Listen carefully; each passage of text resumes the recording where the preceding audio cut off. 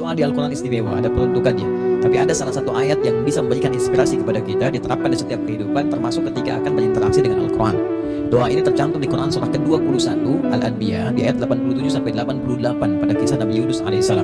Di 83 sampai 84 Nabi Ayub alaihissalam, Nabi Zakaria nya kemudian selanjutnya 85, 86, 87, 88 nya kemudian masuk kepada kisah Nabi Yunus alaihissalam. Wa dannuni idh dhahaba mughadiban wa dhanna an lan naqdir alaihi fanada fil dhulumati an la ilaha illa anta subhanaka inni kuntu minadh dhalimin.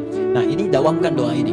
Termasuk kalau kita ingin berusaha berinteraksi dengan kebaikan. Kayak kita misalnya mau coba menghafal Quran, kayak kita mau coba membaca Quran dengan baik, atau kita coba misalnya mendapatkan kesuksesan dalam pekerjaan, atau kita mengatasi gangguan dalam kehidupan. Ini masuk semuanya.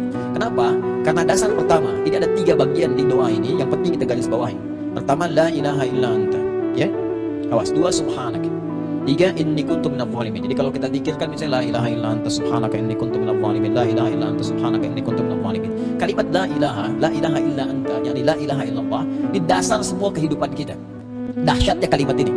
Ya, dari kalimat inilah kita tercipta. Dari kalimat inilah kita diminta untuk beribadah. Makanya beliau tadi menyitir Quran surah ke-51 Ad-Dzariyat di ayat ke-56. Wa ma khalaqtul jinna wal insa illa liya'budun. Tidaklah aku ciptakan jin dan manusia kalian kecuali untuk menyembah aku. Dan penyembahan pertama itu ditafsirkan kalimat la ilaha illallah. Quran surah Thaha ayat ke-14. Innani anallahu la ilaha illa ana fa'budni. Wa ma khalaqtul jinna wal insa illa liya'budun. Jadi tujuan kita beribadah kepada Allah Subhanahu wa taala untuk la ilaha illallah. Hadirnya kita di sini, hidup di dunia la ilaha illallah. Bahkan orang berjuang jihad fisabilillah sampai wafat karena la ilaha illallah. Bahkan orang kalimat terakhirnya dalam hidup untuk la ilaha illallah. Kalimat akhir hidupnya, man qala la ilaha illallah fi akhir hayatihi dakhala al-jannah. Kalau ada orang bisa mengucapkan la ilaha illallah akhir hidupnya, dijamin oleh Nabi sallallahu alaihi wasallam dengan lisannya masuk surga. Bayangkan, kita hidup untuk la ilaha illallah, berjuang untuk la ilaha illallah, wafat pun bisa mengucapkan la ilaha illallah, dijamin semua kebaikan. Jadi ketika kita berdoa menggunakan satu kalimat ini kepada Allah, seakan-akan kita mengatakan, ya Allah, bukankah dengan kalimat ini, bukankah dengan kata ini aku dihidupkan untuk beraktivitas, bukankah dengan kata ini aku diminta beribadah, bukankah dengan kata ini aku diminta untuk berjuang sampai wafat. Maka dengan semua keistimewaan di kata ini, ya Allah, mohon kabulkan, aku ingin minta sesuatu. Aku sakit, mohon sembuhkan, ya Allah. Aku dikerjai orang, mohon lindungi, ya Allah. Aku punya kesulitan, mohon mudahkan, ya Allah. Subhanak. Subhanak, kata subhanak itu menafikan semua yang tidak setara dengan sifat-sifat Allah. Ya, contoh orang mengatakan Allah punya anak, maka turun Quran surah kedua ayat 116. Wa qalu takhadallahu walada subhanak.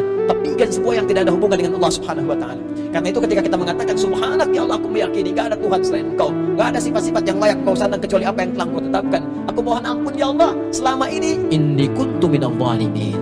Aku salah. Aku salah, ya Allah. Aku katakan Tuhan hanya Engkau, tapi aku kadang diperbudak dunia. Aku ikut sesembahan dunia. Aku akhirkan ketika Engkau minta, Engkau panggil sholat, aku mengikuti panggilan dunia. Aku katakan subhanak, Engkau yang maha suci, Engkau yang maha esa, Engkau yang maha agung, tapi aku mengagungkan yang lain. Aku salah, ya Allah. Inni kuntu minadh dhalimin. Aku salah. Nah, kalau kita dawamkan doa ini dalam kehidupan, la ilaha illa anta subhanaka inni kuntu minadh dhalimin, maka satu kalimat ini adalah kalimat yang sangat indah yang bisa mempercepat doa. Tahu dari mana ini semua? Jawaban ayat. Lihat ayat selanjutnya. Fastajabna. Istikhdami fa. Harfu atfi rabit baina syai'aini bil cepat. Huruf yang mengikat dua peristiwa dan berlangsung tanpa jeda. Peristiwa pertama berdoa, peristiwa kedua jawaban dari doa. Ya. Wa qul wa fi hadhil ayat min ayat 83 84 kullu fastajabna. Ini ayu fastajabna. Pakai fa semuanya. Fa fastajabna, kami akan cepat jawab. Fastajabna, kami akan cepat jawab. Ya, jadi ketika Yunus alaihissalam memohon kepada Allah, jawaban dari Allah langsung mengatakan, siapa yang mengucapkan man qala la ilaha illa anta subhanaka inni kuntu minadh dhalimin fastajabna. Kami akan jawab, kata Allah Subhanahu wa taala. Ya.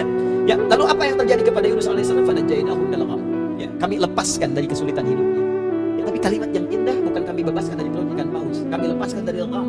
Gham itu kalimat yang umum, ya, masih luas. Sesuatu yang membuat kita gelap. Bukankah Anda kalau mendapatkan berita dari kantor, Anda sekarang berhenti kerja, gelap langsung. Padahal hanya siang. Bisa kepleset di jalan, gitu kan?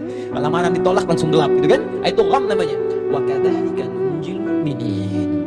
Demikianlah kalau ada orang beriman setelah ini mengamalkan doa yang sama, kata Allah, kami jamin kami akan kabulkan seperti aku mengabulkan doanya Yunus alaihissalam.